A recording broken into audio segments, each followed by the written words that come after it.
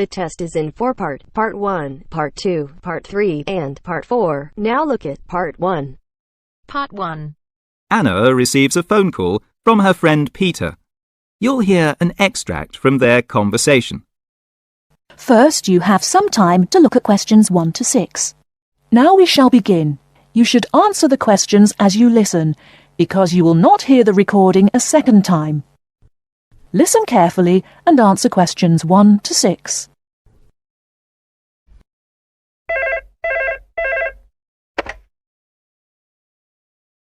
Hello. Hi, Anna. Look, I'm sorry to bother you so late.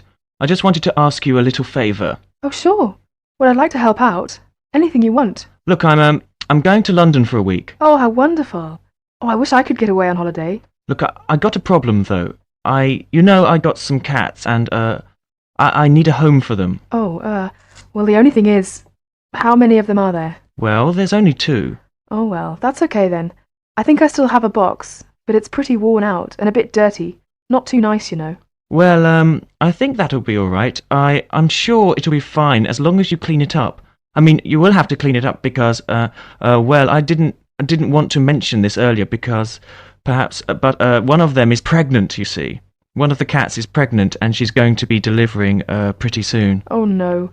I'm a little nervous about it now. I mean, I don't know if I can cope with that. Of course you can. Look, I mean, they're okay. She looks after her babies. She had 6 the last time. You'll love them. 6? Wow. That's just a little too many. I mean, I don't think I could cope with that, I mean. And how do I tell when they're due, you know, when they're going to be delivered? Very simple. You see, the mother starts spending more time in her box and starts meowing a lot. You will know that she's ready to have the babies. Well, what kind of food do I have to give them? Very simple. They don't need anything, and the mother nurses them for about 5 to 6 weeks. You just give the mother cat food and milk. Well, does it have to be hot? No, just fresh milk. Anyway, why do you keep them? I mean, don't they cause you an awful lot of work and trouble? Oh no, they're so sweet. They're so beautiful. You're going to just love them when you see them. They're so nice. Look, the mother also needs some fresh milk every day. Well, how often do I have to give her milk? Just 2 or 3 times a day. Well, here's an idea. Why don't you bring what they need? Then I won't have to worry about it. Okay, I could do that. Before you hear the rest of the conversation, you have some time to look at questions 7 to 10. Now listen and answer questions 7 to 10. Listen carefully to the following talk and choose the correct answer for each question. When the Europeans first came to the American continent more than 400 years ago, there were relatively few diseases and viruses on the new continent. During that time, however, plagues and diseases that killed thousands were floating around Europe. Eventually, some Europeans developed immunity to the unsanitary world of industrialization. When they came to the American continent, however, many of the Native Americans had never been exposed to these viruses and hence did not develop immunity to them. By sharing the same food and water sources, many Native Americans contracted the European diseases. At a time when medical vaccines were still in their early stages, this led to the tragic death of thousands. The Native Americans gradually developed immunity to these diseases and were able to interact with the new explorers and colonists. They traded everyday items with each other, which led to the hybridization of these two cultures. One enterprising European colonist had an interesting idea. Why not create a trading post where the two groups could sell their newly combined works of art? Eventually, a post was set up, and the distinctly American works became known throughout the country for their unique styles. The trading post continued for a couple more decades until it eventually faded away. The works of that time period can now be seen at the Smithsonian National Museum. Until very recently, some tribes were still making pieces of art and selling them in their local trading posts. That is the end of Part 1. Now turns to Part 2. Part 2. You are going to hear a talk given by Madeline. She is going to introduce the recreational facilities on campus and in town. First, you have some time to look at questions 11 to 16.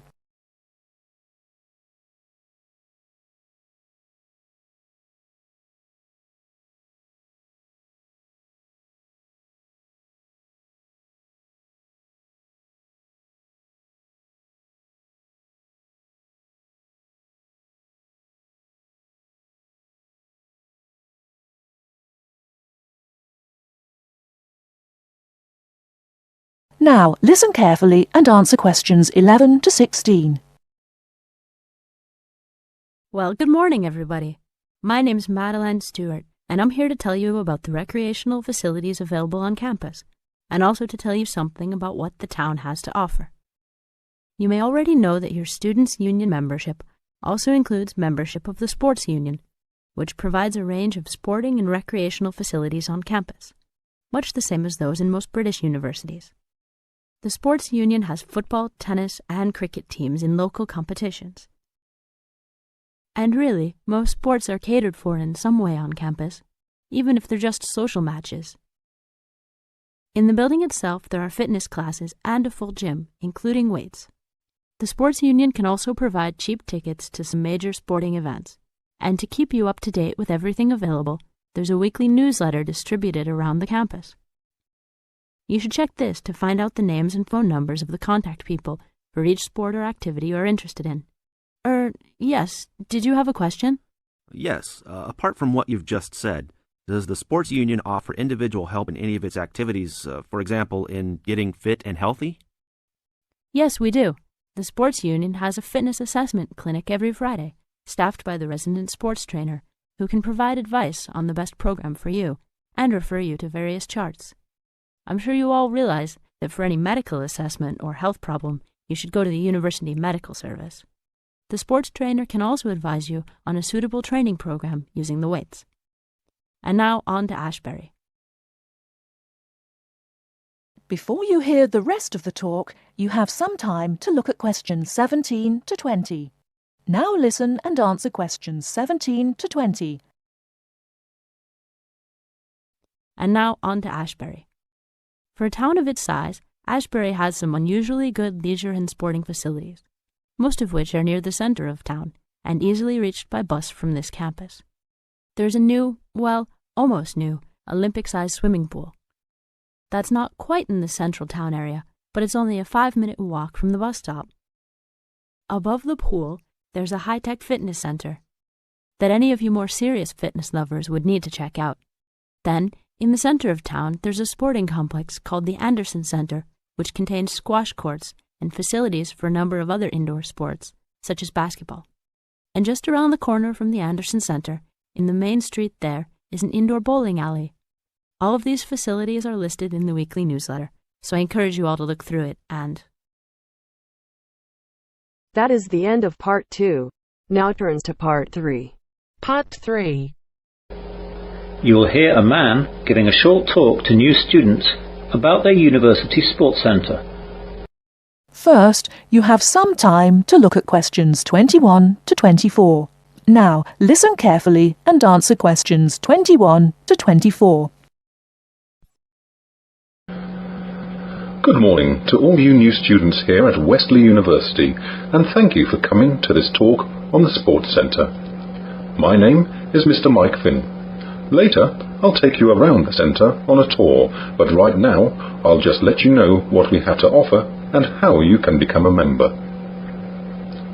We are at present in the main reception of the Sports Centre. Behind me, we have the main sports hall, where a myriad of different sports take place. We have football, hockey, basketball, badminton, martial arts and netball, to name but a few. We are also planning cricket nets and trampolines in the near future. Aerobics, modern dance and spinning are also held in the main sports hall, and yoga classes are coming soon. There is a large schedule up on the wall behind me detailing when each sport is on. It also gives details of which sports you have to pay extra for in order to join in. Above us, and overlooking the main sports hall, we have our fitness room, which has all the modern weight training machines and aerobic training machines that you could wish for.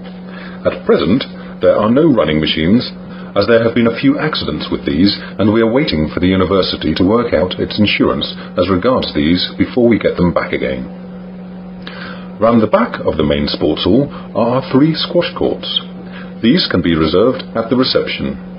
The one important thing with the squash courts is that you must not wear outdoor or black marking soles on them. You will be fined and suspended from the centre if you do. Next to that, we have the provisional site of the swimming pool. Details of that are posted on the Sports Centre newsletter, which is always available on the notice board. We hope that it won't be too long in coming. Outside the hall, we have playing fields where you can play football, rugby, cricket and hockey. You don't need to be a member of the Sports Centre to enjoy these playing fields, but you might need to join the individual sports clubs. Membership dues for these clubs are not usually very high, and it always includes insurance cover, so don't worry. You won't need to take out a bank loan to join them all. Before you hear the rest of the talk, you have some time to look at questions 25 to 30. Now listen and answer questions 25 to 30. Now let me tell you how to become a student member of the Sports Centre. First of all, any student who wishes to be a student member of the Wesley University Sports Centre must be studying a course at the university, part-time or full-time, and be a member of the Students' Union. So if you wish to join, you must bring your NUS card with you before we can process your application. You must come to the Sports Hall reception between 9 a.m. and 3:30 p.m. from Tuesday to Saturday. The membership secretary does not come in on Sundays and Mondays. You must present your NUS card, fill out the application form and pay the subscription. The student subscription for this year is £15. There is usually a joining fee of £5 to join the Sports Centre, but this does not apply to student members. You can pay by cash or cheque, but we don't take credit cards. You used to have to bring 2 passport photos of yourself, but we've gone digital now, so we can take your photo ourselves with our camera at reception. Once you have your Sports Centre membership card, you have the right to use the facilities at any time that we are open. You will need to bring your membership card every time you wish to use the facilities, or you will not be allowed to enter. This is part of our insurance agreement. If you need a replacement card at any time, you will be charged a replacement fee of £5, but you will not need to pay the subscription of £15 again. You may book courts for sport, such as squash and badminton, but you may only do this in person, not on the phone, and you will need the membership card number on your membership card, so don't forget that card. We are open 7 days a week, though opening times vary. Monday through to Saturday we are open from 8 a.m. to 10 p.m. and Sunday we are open from 9 a.m. to 6 p.m. Now, any questions so far? That is the end of part 3. Now turns to part 4. Part 4. You are going to hear a talk about some British customs. Listen to the talk and complete the notes below. First, you have some time to look at questions 31 to 40. Now, listen carefully and answer questions 31 to 40. Good morning. My name is Marsha Smith, a counsellor here at the Student Services section of the university, and this morning I'd like to talk to you about visiting a British home. This may help you to cope well with your study and social life in Britain. There is a commonly quoted saying in Britain, "An Englishman's home is his castle," which sums up the importance we give to our own bit of private territory.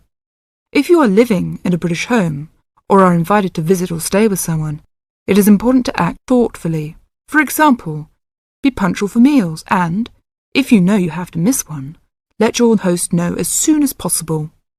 Check whether it is convenient for others in the house when you wish to take a bath or wash and dry laundry. And unless your host employs someone to do the housework, you are expected to make your own bed and keep your room clean and tidy yourself. If you don't have a door key, remember to make arrangements if you intend to be out late, and keep your hosts informed of your whereabouts so they don't worry. These suggestions apply whether you're a guest or a lodger, and will help the household to run smoothly. If you're staying as a guest of a British family, or even visiting for one meal, it is customary to take a small gift of flowers, chocolates, or something to drink. Don't spend too much, as this could embarrass your hosts. If you're staying for several days as a guest, it is usual to give a small present when you leave. Usually, you will get onto first-name terms with people you meet quite naturally and quickly. If you're unsure, continue to use their family name, surname, and title until they ask you to use their first name. Older people, and those with whom you have a more formal relationship, may prefer to stick to surnames, for example, Dr. Smith or Mrs. Smith. If you're going to eat with British people or to stay with a British family, you may want to know if there are things that they normally do or don't do at the table. Rather than worry too much about rules, you may like to watch other people and copy what they do. It also helps to understand a few customs first.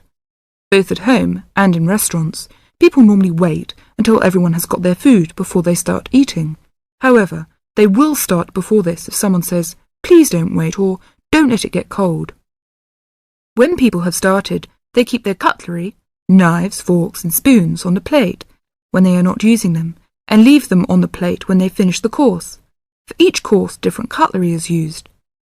You may also notice that people don't usually spend much time at the table talking, drinking and smoking. In fact, after dinner at home, it's fairly common for everyone to leave the table together and have coffee in the living room. If you are staying with a family or visiting informally, it's usual to offer to help with household chores, for example, clearing the table and washing up the dishes after a meal. Even men are expected to offer, though you may not be accepted. At a more formal meal, however, the host won't normally expect guests to help. That is the end of part 4.